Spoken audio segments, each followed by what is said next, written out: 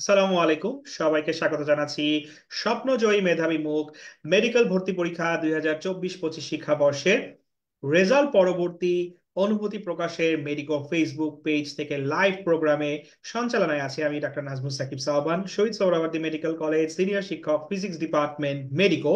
এবং আমার সাথে এই মুহূর্তে এই লাইভে আছে জাতীয় মেধায় 98তম স্থান অধিকারী ঢাকা মেডিকেল কলেজের কৃতি ছাত্র, সাদা এপ্রন গায়ে যাকে আপনারা দেখতে পাচ্ছেন, তার নাম মোহাম্মদ আকিল ফুয়াদ, যার মেডিকেল রোল ছিল 24033376।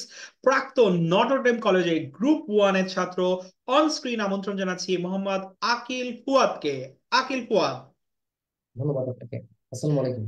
ওয়ালাইকুম আসসালাম। আকিল, তোমাকে অনেক বেশি শুভেচ্ছা এবং শুভকামনা তোমার এই সুন্দর সাফল্যের জন্য। 98 নটরডেম কলেজ থেকে আমাদের মেধাবী মুখ আকিলের জন্য প্রথমেই যে প্রশ্নটা আমি রাখতে চাই যে আকিল, যখন তুমি রেজাল্টটা পেলে 98তম হলে ঢাকা মেডিকেল কলেজ, তুমি কি রেজাল্টের আগে চিন্তা করেছিলে কিনা এবং সেই মুহূর্তটা তোমার আসলে অনুভূতি কেমন ছিল?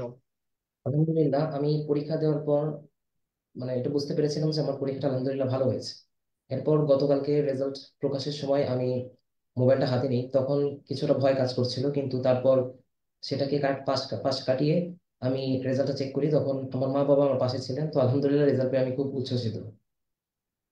নিশ্চয়ই উচ্ছ্বসিত হওয়ার মতনই একটা রেজাল্ট তুমি করেছো আকিল। তোমার মা বাবা তোমার পাশে ছিলেন বলছো আকিল। তো এই ক্ষেত্রে তোমার পরিবারের ভূমিকা, তোমার শিক্ষকদের ভূমিকা সবকিছু মিলিয়ে কারা তোমাকে আসলে এই পর্যন্ত আসতে অনুপ্রাণিত করেছে সবসময় আকিল? আর সবার প্রথমে মহান আল্লাহ তাআলার কৃতজ্ঞতা স্বীকার করতে চাই, আলহামদুলিল্লাহ। কারণ যদি আল্লাহ না চাইতেন কিছুই সম্ভব হতো না। এরপর আমার মা বাবা এখন পর্যন্ত আমাকে সাপোর্ট দিয়ে আসছে। তো এটা যদি না থাকতো আমার পক্ষে এত দূর আসা হয়তো সম্ভব হতো না। এরপর আমার নটরডেম কলেজের সকল শিক্ষক শিক্ষিকাদের বিশেষভাবে কৃতজ্ঞ, কেননা তারা আমাদের 1 বছর 1 মাস সময়ের মধ্যে আমাদের যে ইন্টারমিডিয়েটের সিলেবাসটা সেটা তারা শেষ করেছেন এবং আমাদেরকে সবসময় অনুপ্রেরণা দিয়েছেন যেন আমরা আমাদের সামনের দিনগুলোতে সুন্দরভাবে চলতে পারি। তো আমি তাদের প্রতি কৃতজ্ঞতা জ্ঞাপন করতে চাই এবং আমাদের স্কুল অথরিটি, কলেজ অথরিটি সকলের প্রতি কৃতজ্ঞতা জ্ঞাপন করতে চাই। ধন্যবাদ আকিল তোমাকে।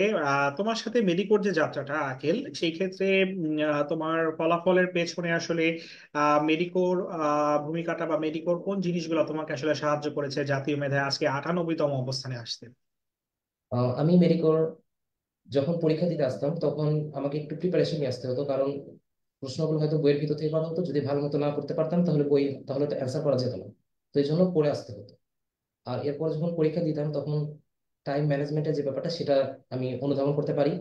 এবং জিকেই সাধারণ নলেজ এবং আমাদের যে ইংলিশ, সেটা আমি এখানে বই পড়ে আমার উপকার হয়েছে। অনেক ধন্যবাদ আকিল তোমাকে। নটরডেম কলেজ কিংবা দেশের বিভিন্ন প্রান্তে ছড়িয়ে ছিটিয়ে যেসব ছাত্ররা আজকে তোমাকে লাইভে দেখছে, যারা জানতে চায় আসলে এই মুহূর্তে তাদের কি করা উচিত আকিল ভাইয়ের মতো পরবর্তী বছরের রেজাল্ট এরকম করতে, তাদের জন্য তোমার আসলে এই মুহূর্তে কি বলার আছে?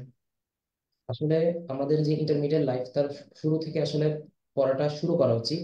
এবং আমার সবচেয়ে ইম্পর্টেন্ট যে ব্যাপারটা সেটা হচ্ছে যে আমাদের যে মূল বইটা রয়েছে সেটাতে আমাদের শুরু করতে হবে এবং আমাদের মূল বইয়ের প্রত্যেকটা লাইন অনুযায়ী সামনে এগোতে হবে। এবং আমাদের শিক্ষক শিক্ষিকা যারা রয়েছেন তাদের থেকে গাইডলাইন নিয়ে আমাদের পড়াশোনাটা মনোযোগের সাথে করতে হবে এবং সময়টা যত কম সম্ভব নষ্ট নষ্ট করতে হবে। এবং সময়ের যত সদ্ব্যবহার করা সম্ভব হবে আমার মনে হয় রেজাল্টটা তত বেশি ভালো হবে।